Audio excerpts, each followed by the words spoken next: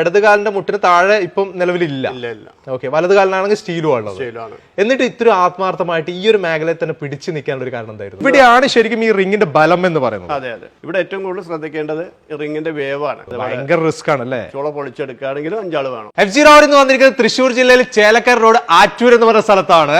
Nitin pottery വർക്ക്സിൽ ഞാനിപ്പോ വന്നിരിക്കുന്നത്. നിങ്ങൾ എന്റെ പുറകിൽ നിങ്ങൾ കാണുന്നുണ്ടല്ലോ, ഒത്തിരി റിങ്ങുകൾ ഇങ്ങനെ ചെയ്തു വെച്ച കാണുന്നുണ്ടല്ലേ? ഈ റിങ്ങിന്റെ വീഡിയോ നമ്മൾ പല വീഡിയോ നമ്മൾ കണ്ടിട്ടുണ്ട്. എന്നാൽ ഇതല്ല ഇന്നത്തെ നമ്മുടെ ഹൈലൈറ്റ് എന്ന് പറയുന്നത്. റിങ് ചെയ്യുന്നത് തന്നെയാണ് നമ്മുടെ ഹൈലൈറ്റ്. പക്ഷെ അതിലും വലിയൊരു ഹൈലൈറ്റ് എന്ന് പറയുന്നത് കാലിന് വയ്യായിക വന്നിട്ട് പോലും നമ്മുടെ കൃഷ്ണൻകുട്ടി ചേട്ടൻ ഈ റിങ്ങിന്റെ വർക്കിൽ ആത്മാർത്ഥമായിട്ട് വർക്ക് ചെയ്തുകൊണ്ടിരിക്കുകയാണ്. അത് ഒത്തിരി ജീവനക്കാരെ കൂടെ നിർത്തിക്കൊണ്ട് ചേർത്ത് നിർത്തിക്കൊണ്ടാണ് ഈ റിങ്ങിന്റെ വർക്ക് ചെയ്യുന്നത്. ഇത് മാത്രമല്ല, പല കാര്യങ്ങളും ചെയ്യുന്നുണ്ട്. എന്തൊക്കെയാണ് വിശേഷങ്ങൾ കൃഷ്ണൻകുട്ടി ചേട്ടനെ നമുക്ക് അറിയാം. നേരെ വീഡിയോയിലേക്ക്. ഇതാണ് ഞാൻ പറഞ്ഞ കൃഷ്ണൻകുട്ടി ചേട്ടൻ. ചേട്ടൻ ഈ ഒരു മേഖലയിലേക്ക് കടന്നു വന്നിട്ട് ഇപ്പൊ എത്ര വർഷമായി? ഞാൻ ഈ മേഖലയിലേക്ക് വന്നിട്ട് ഇപ്പൊ ഒരു 25 വർഷത്തോളമായി. 25 വർഷത്തോളമായി. ഇപ്പൊ ചെയ്യുന്നത് എന്തൊക്കെയാണ്? റിങ്ങിന്റെ വർക്ക് ചെയ്യുന്നുണ്ട്, മൺപാത്രങ്ങളുടെ വർക്ക് ചെയ്യുന്നുണ്ട്. മൺപാത്രങ്ങളും ഉണ്ട്. ഈ ഒരു മേഖലയിലേക്ക് വന്നതിന് ശേഷം ഒരു അപകടം സംഭവിച്ചു എന്ന് ഞാൻ അറിഞ്ഞു. ഞാനിവിടെ വരാൻ മെയിൻ കാരണം അതാണ്. ഇങ്ങനൊരു അവസ്ഥയിലായിട്ട് പോലും വളരെ ഭംഗിയായിട്ട് വളരെ ആത്മാർത്ഥമായിട്ടാണ് ഈ ഒരു മേഖല നിങ്ങൾ പ്രവർത്തിച്ചുകൊണ്ടിരിക്കുന്നത്. ആ ഒരു അപകടം നടന്നതും അതെന്തൊക്കെയായിരുന്നു അതിന്റെ കാര്യങ്ങൾ? ഇതുപോലെ റിങ്ങിന് ഒരു പാർട്ടി വന്നതായിരുന്നു. അപ്പൊ ആളുടെ കൂടെ ബൈക്കിൽ പുറകിലിരുന്ന് പോയി. അപ്പൊ ലോറിയായിട്ടൊരു അപകടം സംഭവിച്ചാണ്. അപ്പൊ ഇടത്തെ കാല് നഷ്ടപ്പെട്ടു. ലോറിയും ബൈക്കുമായിട്ട് ആക്സിഡന്റ്. അതെ. അപ്പോൾ ഇടതുകാല് നഷ്ടപ്പെട്ടു, വലതുകാല് സ്റ്റീൽ റാഡ് ഇട്ടു. ഈ ഒരു ഇടതുകാലിന്റെ മുട്ടിന് താഴെ ഇപ്പം നിലവിലില്ല. ഓക്കെ, വലതുകാലിനാണെങ്കിൽ സ്റ്റീലും ഉള്ളത്. എന്നിട്ട് ഇത്ര ആത്മാർത്ഥമായിട്ട് ഈ ഒരു മേഖലയിൽ തന്നെ പിടിച്ചു നിൽക്കാനുള്ള ഒരു കാരണം എന്തായിരുന്നു? നമ്മുടെ ഒരു കുലത്തൊഴിൽ അന്യം നിന്ന് പോവാതിരിക്കാൻ ഒരു മുന്നോട്ട് പോകണം എന്നുള്ള രീതിയാണ് ചെയ്തുകൊണ്ടിരിക്കുന്നത്. മെയിനായിട്ട് പ്ലാൻ. ഒരിക്കലും ഇത് നിന്ന് പോകരുത്. ഓക്കെ. പിന്നെ ഇതില്ലെങ്കിൽ നമ്മുടെ ജീവിതം മുന്നോട്ട് പോകില്ല. ഒന്ന് പിന്നെ ഒരു 10-18 പേര് പണിക്കാരുണ്ട്. അവരുടെ കുടുംബം കഴിയുന്നു, അതുപോലെ എന്റെ കുടുംബം കഴിയുന്നു. ഓ, അത് ശരി. കൂടെ ജോലി ചെയ്യുന്നവരല്ലേ? കാരണം നിങ്ങൾ നിർത്തിക്കഴിഞ്ഞാൽ അവർക്കും പ്രയാസമാണ്. ഇവരെയൊക്കെ കൂടെ നിർത്തിക്കൊണ്ട് വീണ്ടും ഇതിനെ പുനർജീവിപ്പിച്ചു എന്ന് നമുക്ക് പറയാൻ പറ്റും. അത് എത്ര വർഷം നിങ്ങൾ അതിന് ഗ്യാപ്പ് ഇട്ടു? ഈ അപകടമൊക്കെ സംഭവിച്ചതിന് ശേഷം നിർത്തിയിട്ടില്ല, തൊഴിൽ നിർത്തിയിട്ടില്ല, സ്റ്റോപ്പ് ചെയ്തിട്ടേ ഇല്ല. ഓ, അത് ശരി. അന്നും ഈ വർക്ക് അപ്പോഴും ഉണ്ട്, പണിക്കാരുണ്ട്. അന്ന് ഇത്രയും പണിക്കാരില്ല. അന്നൊരു 5-8 പേര് പണിക്കാരുണ്ടായിരുന്നുള്ളൂ. ഇപ്പൊ 18 പേരായി. അപ്പൊ അന്ന് ഒരു അപകടം നടന്ന സമയത്ത് പോലും സ്റ്റോപ്പ് ചെയ്യാതെയാണ് ഈ ഒരു മേഖലനെ മുന്നോട്ട് കൊണ്ടുപോയത്. അതെ അതെ. ആ കൂടെ ഉള്ളവർ ആത്മാർത്ഥമായിട്ട് തന്നെ പണിയെടുത്തു. കൂടെ ഉള്ളവരുണ്ടായിരുന്നു, അനുജന്മാരുണ്ടായിരുന്നു എന്നെ സഹായിക്കാൻ. പിന്നെ എന്റെ ഭാര്യ വീട്ടുകാരുണ്ടായിരുന്നു. ആ ഫാമിലി ഒറ്റക്കെട്ടായിട്ട് നിന്നു, തളർത്തിയില്ല. വീണ്ടും തിരിച്ച് ഇതിലേക്ക്. ഈ ഒരു മേഖല ഇതിപ്പോ ചെയ്യാന്ന് പറഞ്ഞത് കുറച്ച് നല്ലൊരു റിസ്ക് ഉള്ള ഒരു വർക്ക് തന്നെയാണ്. ഈ റിങ് ഉണ്ടാക്കുക, അല്ല റിങ് കിണറ്റിലേക്ക് ഇറക്കുക, നല്ല റിസ്ക് ഉള്ള ഒരു വർക്ക് തന്നെയാണ്. ഇതിന്റെ നിർമ്മാണ രീതി അല്ലെങ്കിൽ ഇത് എങ്ങനെയാണ് ഇത് ചെയ്യുന്നത്, അത് നമുക്ക് അതിലേക്ക് കിടക്കാം. എന്തൊക്കെയാണ് ഇതിന്റെ ബാക്കിയുള്ള കാര്യങ്ങൾ? ഈ റിങ്ങിന്റെ വർക്കിന് ഇപ്പോൾ 3-4 തരം കളിമണ്ണാണ് ഉപയോഗിക്കുന്നത്. ഈ 3-4 തരം കളിമണ്ണും നനച്ച് പാകം വരുത്തിയതിന് ശേഷം ഈ മെഷീനിലിട്ട് അരച്ച് ഒരു സ്ലാബ് രൂപത്തിൽ തന്നെ അരഞ്ഞു വീഴുന്നുണ്ട്. ഓ, ഇത് മെഷീനിൽ ഇട്ടിട്ട് അരച്ചെടുക്കണം അല്ലേ? അതെ. മുകളിലൂടെ ഇട്ട് കൊടുക്കുന്നു, മുകളിലേക്ക് ഇട്ട് കൊടുക്കുന്നു, താഴേക്ക് അരിഞ്ഞ് താഴേക്ക് വീഴുന്നു.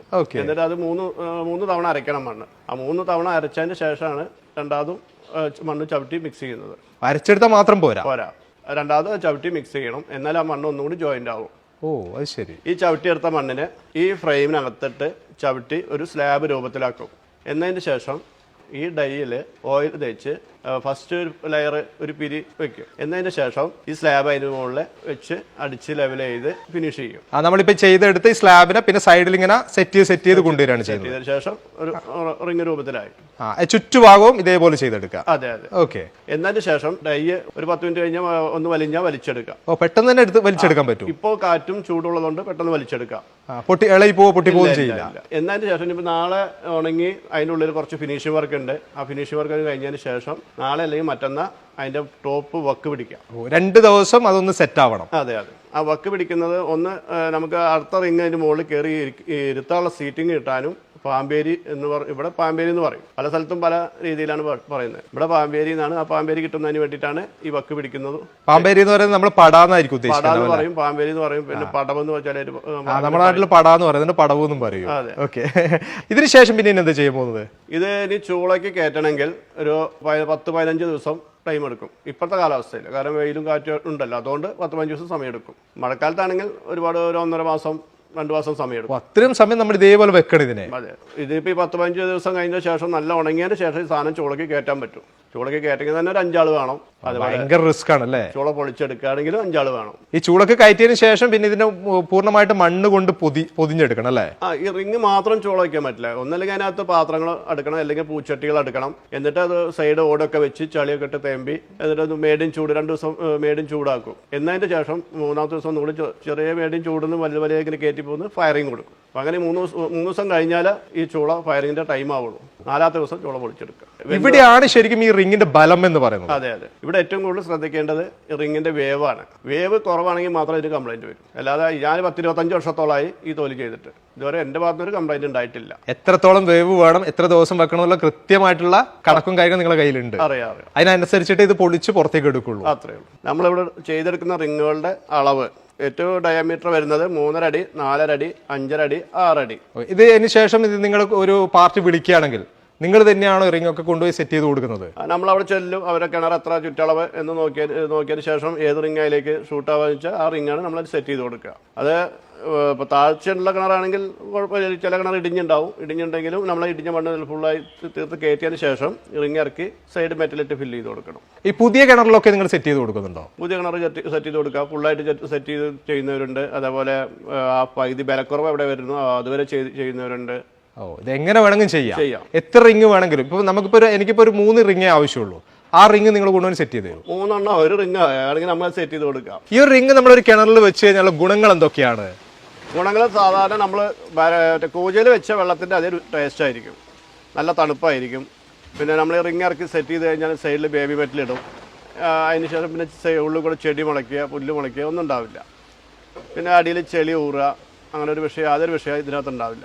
ഇങ്ങനെ ഈ റിംഗ് വെച്ച് ചെയ്ത് കഴിഞ്ഞാൽ അല്ലെങ്കിൽ നമ്മൾ ഈ കിണറ്റിന്റെ സൈഡിലൊക്കെ നമ്മൾ കാണുന്നുണ്ട് ചെടിയൊക്കെ വളർന്നിട്ടല്ലേ?